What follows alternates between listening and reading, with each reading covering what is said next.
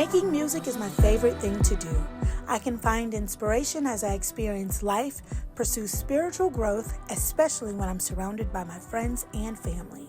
I've invited a few friends to celebrate my newest release, Cornerstone, and I'm ready to hear what my circle has to say. As I prepare for them, I'm inviting you as well to Corner Convos with Keyondra Lockett. So who is the devil? Like, we talk about the devil being a liar, but who is he? What Scripture says, our adversary. I think one thing I always like to clarify is people love to blame the devil for everything. And then sometimes I truly believe the enemy is, first of all, a great suggester and the greatest partnerer.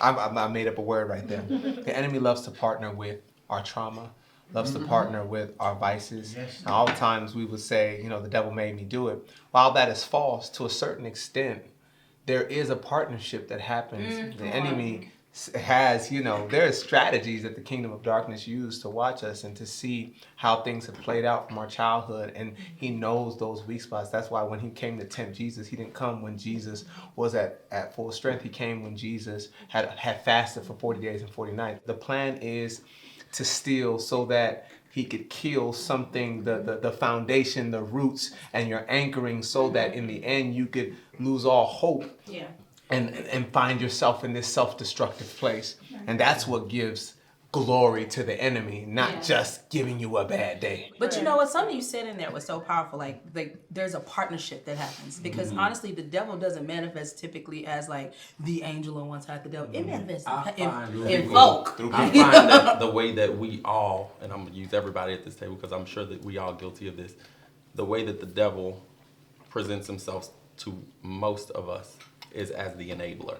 He is the person that answers the question that you ask when you're not your best self. Wow. So-and-so said this about me. I am upset with them. Most of us as friends are going to be like, yeah, they ain't us for that. Right. They wrong for that. They this, they that. And then it stirs up this conversation. And now we have completely overlooked the grace we're supposed to have, the compassion we're supposed to have for people, because we have now gotten to the point where we have forgotten everything about us and that we too are capable of those things. So now we partner with him in the little things, and we all do it. That's where it becomes so important to look at sin as something that you wear just as much as the sins that we place so far up here. Because that enablement thing, it's cool if you do it this one time, like you'll be all right. That thing is something that every single one of us will face. That's the thing that makes us all human. That's the thing that connects all of us, is that we're all gonna touch that at some point. So it comes when you're real about certain things and you have certain tendencies. I think your tendency becomes not to use it. It becomes, I got a sharp tongue. I could tear somebody in half. So I'm going to try not to. I'm going to try not to, because it makes me a bully if I do it. It makes me a bully. You come at me and I come back at you, then I'm a bully because I'm going to win. That's where it's going to be. I've noticed a lot of bullying, and I'm going to take a little pivot, little petty pivot, whatever. I've experienced a lot of that bullying in the church. I've experienced it in the church. So, Keyondra, have you ever had, because when you sing songs, especially like the song Liar that you have, when you sing songs like Liar, you can hear that you've experienced some things where you've had to call the devil a liar, and so have you ever experienced church hurt? Yeah, I mean, I've experienced that. People telling me, that I'm not good enough to, like maybe sing in a choir because of, my style of singing, or that I'm not a good enough artist because of, my style of singing. It's not traditional gospel. I don't do the whole like, squalling, running across the stage thing. I'm not deep enough, but it's kind of like, what's that? And that's one thing I love about you. Like, every time I get to experience you, even back in the day, like, you just flat foot sang. Right? And I love that, honestly. I love because I know you as a friend too.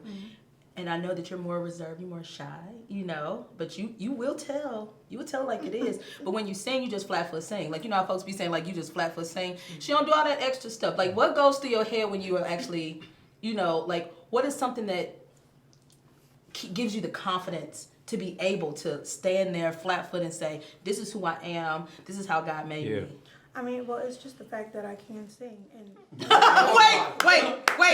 Hey, that was the best answer you could ever say. Yeah, that was good. No, that was really good. Give me those who can do. She said because I can That's sing. gonna be a viral And that's period. That's gonna be a viral moment. What? I mean, but the thing about it is, like you just been like, it's the confidence. Like, this is what God gave me. And I think that, we do God a disservice to, sit there and not really give, your full self and not be confident in that, And give the version that he gave you to me. Yes, Like, right. Everybody can't the be the version same. of you is unique, even in spaces where there are people like you. Yeah. Like, and if you don't know that, if you're not interested in that, then you're not interested in refining what you were given. Yeah. Like there's a big note to put there that yes, lots of people can sing. Yeah. Lots of people have interest in music and in singing. Your specific interest and your specific style and what you're drawn to is what's supposed to come out of you. That's how it all works. So I think that's the move. Like you're yourself there. And if you were anybody else, it would suck. See, but there are moments. But there are moments though when you feel. And check the charts. There's a lot of people being the same. Very true. There's a lot of people doing the same thing. Very true. And nobody who really likes music wants to hear it. That's the real truth. People who really love the art form don't want to hear it. Yeah.